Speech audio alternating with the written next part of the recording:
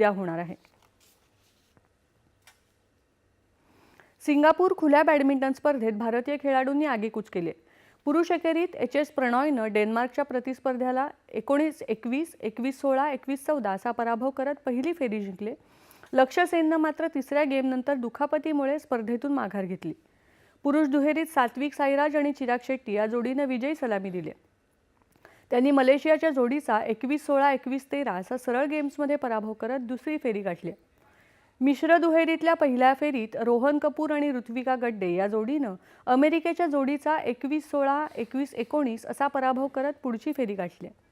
महिला दुहेरीत आज वैष्णवी खांडेकर आणि अलिशा खान या जोडीचा ऑस्ट्रेलियाच्या प्रतिस्पर्ध्याशी सामना होणार आहे। महिला एकेरीत पी.व्ही. सिंधू हिनं काल कॅनडाच्या वेन यू झॅग हिचा सरळ गेममध्ये पराभव करत दुसरी फेरी गाठली आहे।